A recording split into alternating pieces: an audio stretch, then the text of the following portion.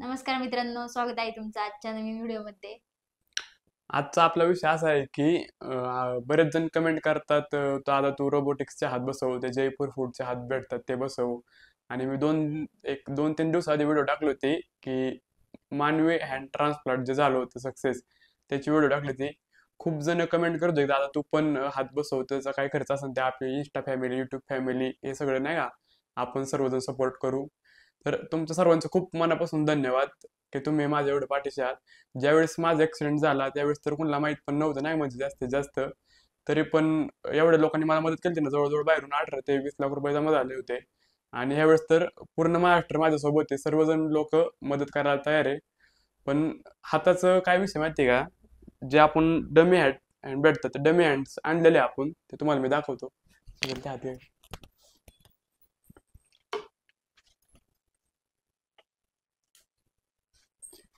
हे पाहू शकता तुम्ही, हे डमी हँड आहे. हे काहीच काम करत नाही. फक्त एक शोसाठी नाही का, की हात आहे असं दिसावं त्याच्यावर फुल शर्ट घालून जायचं. हात हे सरळ कर बरं, उजवा हात. ते हा बेल्ट काढ त्याच्यावरच आहे.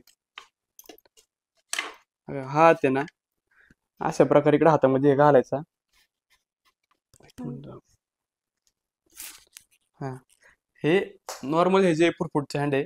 आणि इकडून हा मानेचा मागून घेऊन हा पट्टा आहे ना, इकडे ह्या साईडला बरं. ह्या हातातून घालून इकडं काखेत अडकवायचा. म्हणजे हे फक्त शोसाठी एवढे आपल्याला स्ट्रगल आहे. ते कंटिन्यू माणूस अवघडणार पण हे पाठीला टाईट होणार हे होणार पट्टे नाही का. हे म्हणजे मी आणल्यापासून एकदा घालता पण फक्त. घातलेलं नाही मी. नाही ते घालता यायचं, लय क्रिटिकल आहे ते. त्यात हे स्प्रिंग वगैरे थोडा हात असं आपल्या खांद्यातून पुढे ढकललं की ते टाईट होणार हे होणार थोडंसं ना नॉर्मल हे ग्रिप धरण्यासाठी. आणि असं काहीच कामाचे नाही. आणि हे आपले झाले फक्त डमी हँड्स, म्हणजे शोसाठी फक्त. आणि त्याच्यानंतर रोबोटिक्सचे जे हात भेटतात ते त्यांची प्राइस खूप आहे. वेगवेगळ्या ठिकाणी आम्हाला खूप प्राइस सांगितली. ज्यावेळेस हॉस्पिटलमध्ये होतो मी नाही का, ॲक्सिडेंट झालेलाच, तेव्हा माझ्या मामांनी, चुलत्यांनी, मावशांनी खूप चौकशी केली हाताची नाही का. ते किती पण किमतीचे हात घ्यायला तयार होते. आम्ही खूप जागी सर्च केलं. त्याच्यानंतर आम्हाला ते रोबोटिक्सचे हात भेटले. त्याची काही ठिकाणी तर आम्हाला 12 लाख किंमत सांगितली होती. आम्ही अजून बऱ्याच जागी रिसर्च केलं, त्याच्यानंतर प्राइस आम्हाला एक 4 लाखापर्यंत हात भेटले.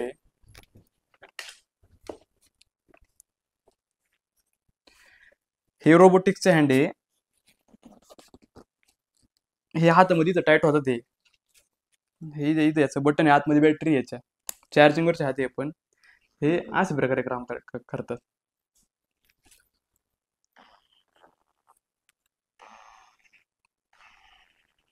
हे एवढंच काम करते हात. कोपऱ्यातून पण इथं बेंड व्हायला जास्त त्रास होतो याने. आणि मनगटून तर बेंड व्हायचा काही प्रश्नच नाही, कारण सगळे इथून तिथून हा वन पीस आहे. हे एवढंच काम करू शकतं फक्त. ही ग्रिप, हाताची ग्रिप ओपन आणि बंद एवढंच. जास्त काहीच काम करू शकत नाही. ते यातून आपली जी रोजची कामं आहे फक्त एवढ्या ग्रिपवरती करणं ते खूप अवघड आहे नाही का.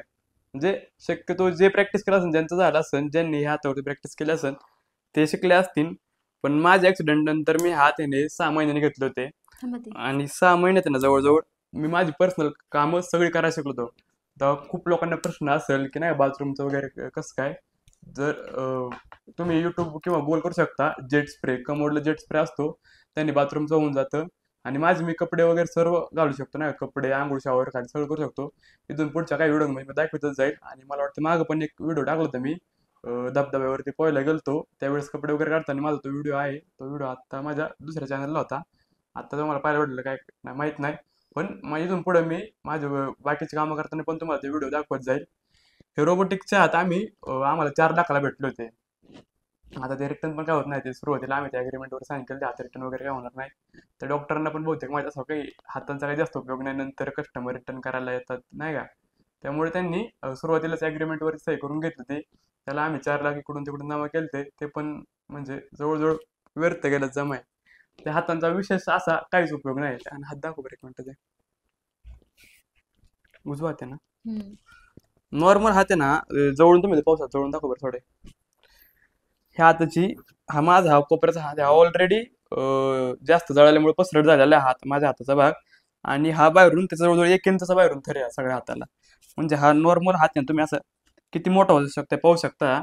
याच्यावरती जे माझे एल साईजचे नॉर्मल शर्ट घालतो मी फुल बाईंचे, तो शर्ट सुद्धा या हातावरून बसत नाही. शर्ट पण या हातावरून बसत नाही. ते बारीक करा बरं. आणि सुरुवातीला पण इथूनच तो हात शर्टामध्ये बसत नाही. म्हणजे हे हात वापरायचे म्हणलं यांच्यासाठी सेपरेट मापाचे शर्ट बनवून घ्यायला लागणार आहे आणि काही फायद्याचे नाही. भविष्यात असं म्हणजे कोणासोबत होऊ नये. आणि जर चुकून झालंच देवा म्हणजे असं काय घडलं चुकून कोणासोबत दुर्घटना, तर शक्यतो जास्तीत जास्त प्रयत्न करा की आपण ह्याच हाताने आपले काम कसे करू शकतो. हे डमी हँड्स काहीच कामाचे नाही. मी आधी पण बऱ्याच जणांचा सल्ला घेतला होता.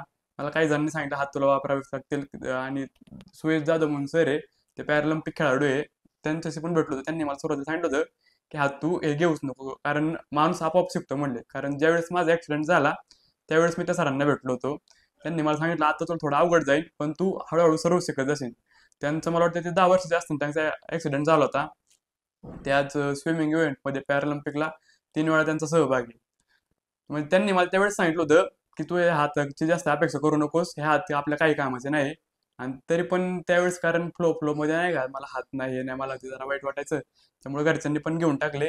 पण नंतर मला ते हात घेतल्यावर कळालं की त्यांचा काहीच उपयोग नाही आणि आपले जवळजवळ 3.5-4 लाख फुकट गेलेले. त्यामुळे मी सांगतो आता जर भविष्यात कोणासोबत असं घडलं, दुर्घटना झाली वाईट, तर काहीच त्या हातांचा फायदा नाही. आपल्याला देवाने जी शिक्षा दिली ते आपल्याला ऍक्सेप्ट करायची आपण आणि हाही या परिस्थितीवर मात करून पुढे चालायला शिकायचं. आणि आता आपला विषय राहिला रिअल हँड ट्रान्सप्लांटचा, म्हणजे मानवी हात डबल बसवायचे नाही का. आपलं विज्ञान खूप पुढे गेलेलं आहे. हे सक्सेस होते हाताचे ऑपरेशन ना, हे सक्सेस होते, याला दुसरे हात आपण बसू शकतो. पण ते कसं असते, आपण ज्या माणसाचे आपल्याला अवयव भेटणार नाही, म्हणजे जो माणूस झाला तो ब्रेन डेड झालेला असतो, त्याच्या आपल्याला भेटतात, त्या माणसाला काही आजार नाही पाहिजे. जर तो त्या माणसाला काय आजार असेल तर ते आजार आपल्याला होऊ शकतात. आणि ते वयाचं एवढं काय नाही, पण वय जेवढं सेम असं नाही तेवढं बेटर आहे, चांगलं. आणि आपलं रक्तगट सेम पाहिजे. ते ऑपरेशन सक्सेस झालं ना, त्या ऑपरेशनला जवळजवळ 35-40 लाख खर्च आहे. ते खूप जणांनी काय आतापर्यंत भारतात मला वाटते 20+ ऑपरेशन झालेले हँड ट्रान्सप्लांटचे. त्यांचं कसं आहे, आता ह्या आपली बॉडी आहे, आपल्या बॉडीला जर काही जखम झाली तर आपल्यामध्ये जी इम्युनिटी पॉवर असती, ती इम्युनिटी पॉवर आपली जखम लवकरात लवकर बरी करते. आणि आपण जे हात बसवणार आहे ते दुसऱ्याचे हात असतात ते. मग आपली जर इम्युनिटी पॉवर वाढली तर आपली बॉडी त्या हातांना विरोध करते. जर आपण त्या ऑपरेशन पासून ते हात बसून घेतले, त्याला रॉड वगैरे बसत तिथून जॉईंट टाकायचे ना, तिथून रॉड आणि ते बसतात आतमध्ये टाके वगैरे टाकून, ते बरोबर मॅचिंग होऊन जातं. पण आपली जर इम्युनिटी पॉवर वाढली तर आपली इम्युनिटी पॉवर त्या हातांना विरोध करते. म्हणजे ती आपली बॉडी म्हणते की हात माझे नाही, मी ऍक्सेप्ट करू शकत नाही. त्यामुळे आपल्याला आपली इम्युनिटी पॉवर कंटिन्यू मापात ठेवावं लागते, वाढून द्यायला लागते जास्त. मग त्यासाठी इम्युनिटी पॉवर कमी ठेवायचं, गोळ्या कंटिन्यू खायला लागतं ते, जेणेकरून आपली इम्युनिटी पॉवर वाढणार नाही आणि त्या हातांना विरोध करणार नाही आपली बॉडी. आणि जर आपली इम्युनिटी पॉवर बाय चान्स वाढली तर त्या हातांना पुढे वगैरे नाही, म्हणजे आपण ऑपरेशन केलेले, जॉईंट केलेले, असं समजा इथे केलेले, मग इथं काहीतरी जखमा होणे किंवा ते हात 100% आपल्याला ऑपरेट न करता येणे. आणि आता पण ज्यांचे ऑपरेशन सक्सेस झालेले 100% असं कोणीच हँड ते ऑपरेट करू शकत नाही. समजा आपण कसं म्हणतो, आता थम्सअप दाखव तिकडे हँड बेस्ट ऑपलं, असं जर दाखवत म्हणलं 100%, तर आपण 100% दाखवू शकत नाही. कारण फक्त ह्याच बटननी काही ते करू शकतो. म्हणजे 100% ते ऑपरेट होत नाही अजून, पण त्याला बरेच आपल्या बॉडीने ऍक्सेप्ट करायला लागतं. जर झालं तर झालं, नाही तर नाही. त्यामुळे पुढं अजून रिस्क असू शकते.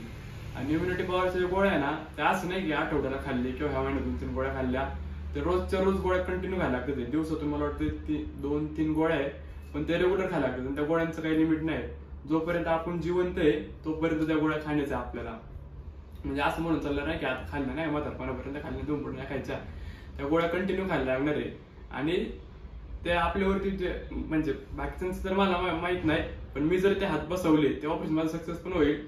पैशाची मदत तर खूप लोकांचे आशीर्वाद आहे, आता आर्थिक मदत करायला पण खूप जण तयार आहे, होऊ शकते सगळं. पण जर मी जे हात बसवले ते हात बसवले, त्या हाताने मी जास्त वजन उचलू शकत नाही.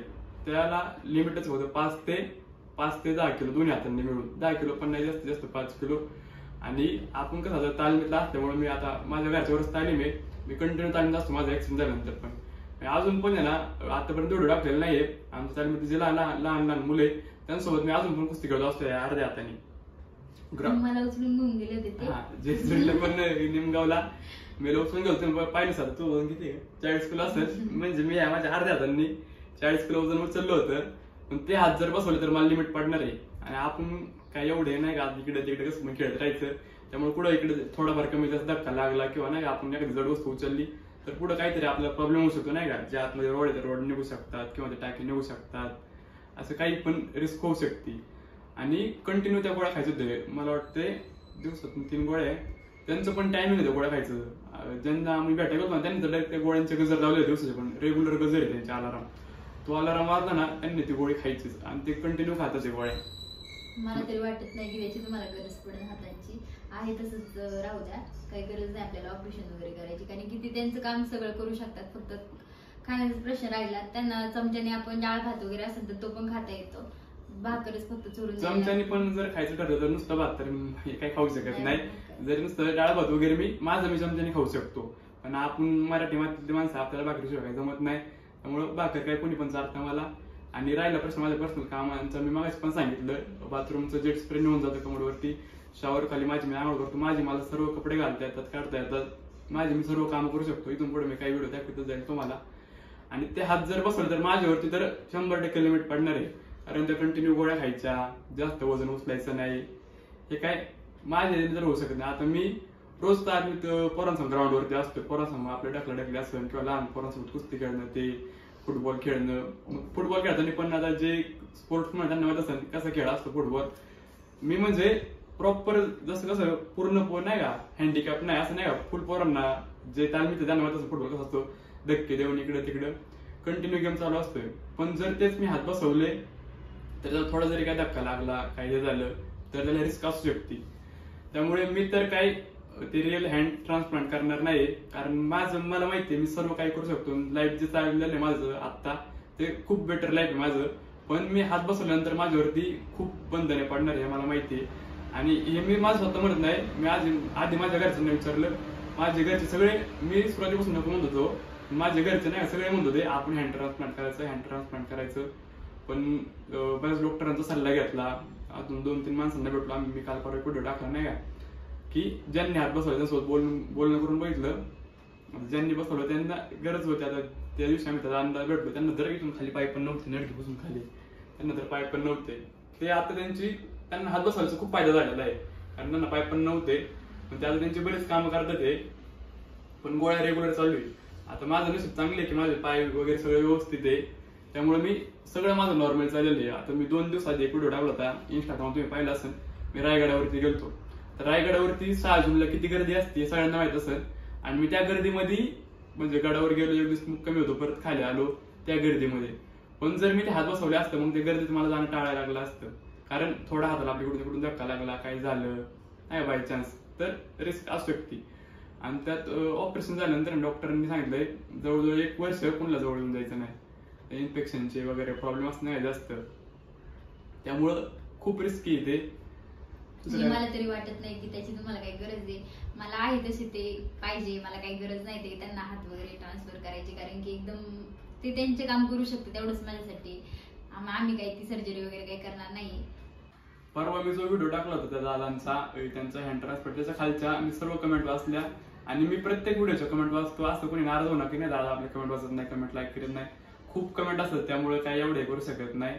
पण कमेंट वाचतो आम्ही दोघं पण, सगळे कमेंट वाचतो. आणि तुम्हाला रिप्लाय देत नाही, कमेंट सगळ्यांच्या वाचत असतो. खरंच खूप भारी कमेंट असतात. आणि सगळ्यांनी पॉझिटिव्ह कमेंट करत जा. तुमच्या कमेंट वाचूनच आम्हाला व्हिडिओ बनवण्यासाठी नाही म्हणजे असं.